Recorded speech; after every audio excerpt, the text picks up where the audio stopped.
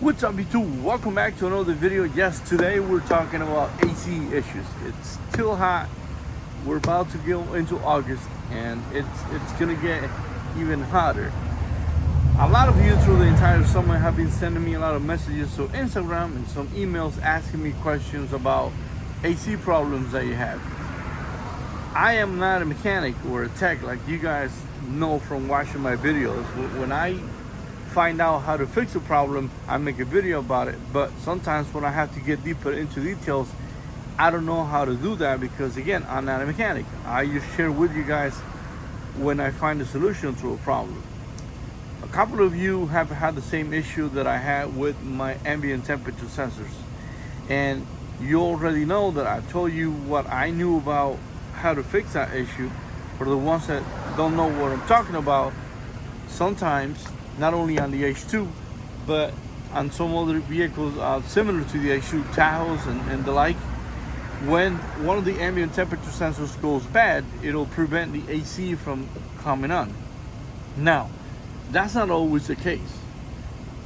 I'm going to tell you what just happened to me not long ago and what the outcome of that was, just so that you have an idea that it's not always the same issue, or it's not always the same way to fix certain situations.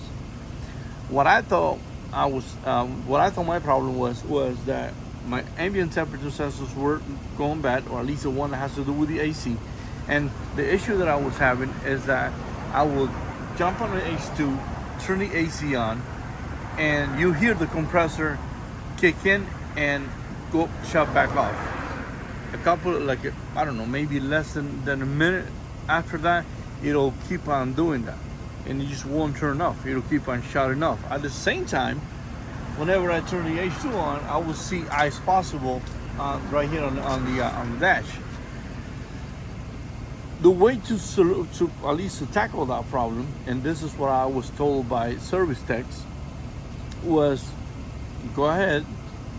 If you want to do a whole reset, just go ahead, disconnect your battery, go ahead, replace your ambient temperature sensor, give it a little bit of time, plug your battery back in, go inside the H2 and hit AC and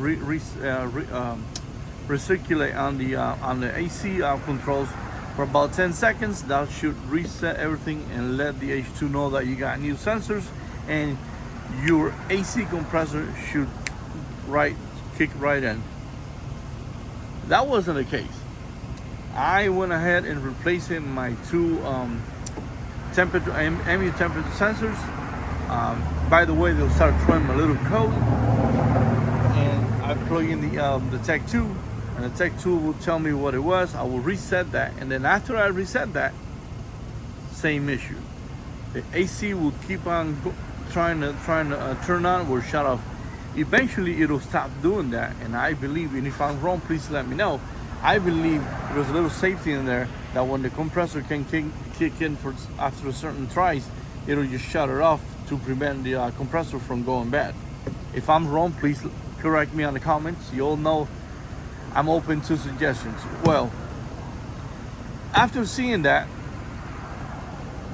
I went back and kind of sent a couple of emails and called a couple of people that I know. They're actual techs, and they said nope. That most likely probably has to do with your wiring harness, where the ambient temperature sensor goes. Because if you continue to get that ice possible message in here, it's either your ambient temperature sensor, which that's not the case, because I replaced them. I even went to the extent of buying an extra one.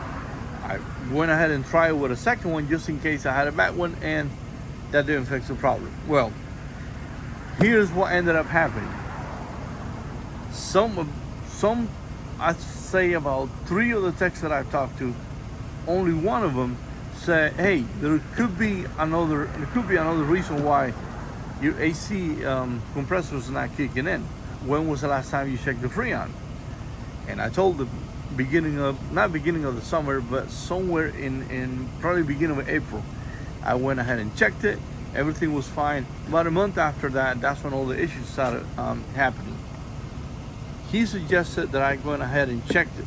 But then at the same time, another text says, don't worry about it. If your issue was preventing the AC compressor from not turning on, if it's not the ambient temperature sensors, it could also be that you have too much Freon in there.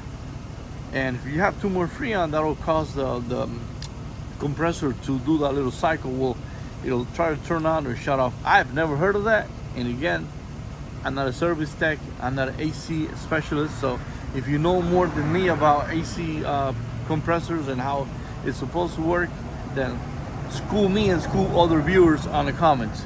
Anyways, long story short, in my situation where at the beginning of this whole thing, I thought my problem was the ambient temperature sensor, well, guess what? That was not the problem. My problem was that I didn't have enough Freon in my compressor.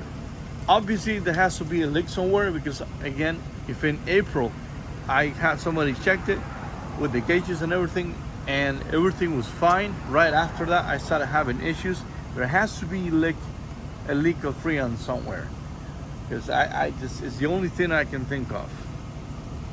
Now that I went ahead yesterday night and I went ahead and put a little bit of Freon on it, the compressor eventually stayed on. Now I have cold air coming out.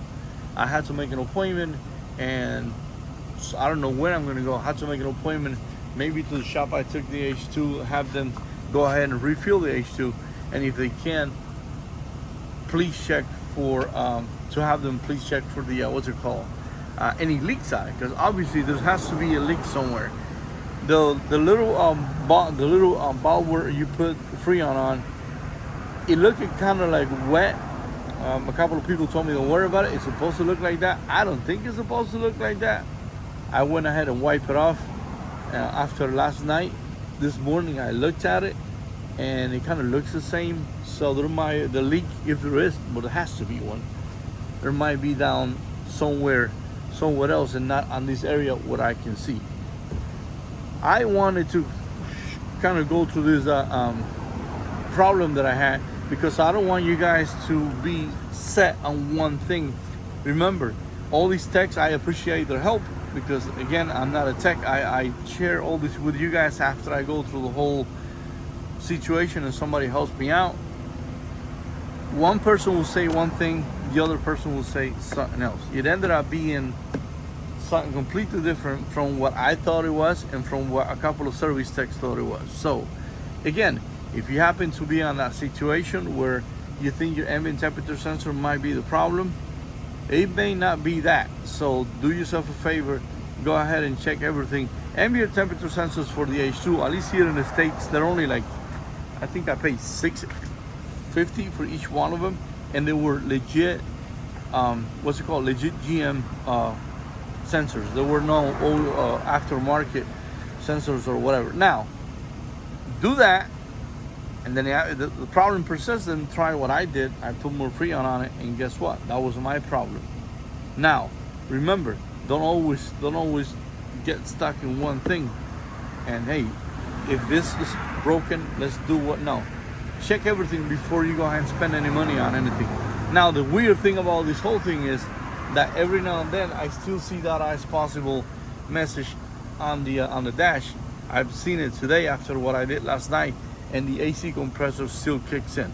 So at this point, I'm just gonna keep my fingers crossed. I'm gonna make an appointment, have a tech go ahead and check my my Freon, which I know for a fact that little bottle that I put in.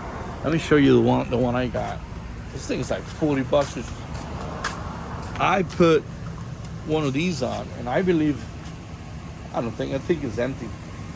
It took a whole one of these things. So I don't know how much Freon the whole thing takes when it's empty on the H2. If you know more than me, please let me know how much it's enough to fill it up, so that I know for next time I will take it to somewhere to have it checked, and have it checked for leaks and everything. I want to make sure that at least for the 3 or whatever months that we got left of heat, like intense heat, I want to make sure that my AC is back to normal. So there it is. If you guys have any questions, if you have any AC problems, post them in the comments. Feel free to ask me. Maybe I can reply with a solution. Remember, I am not a tech. I do the best to help you guys out with all these videos. And if you are a tech, or you have the issues with AC before that you see somebody else in the comment section please help them out.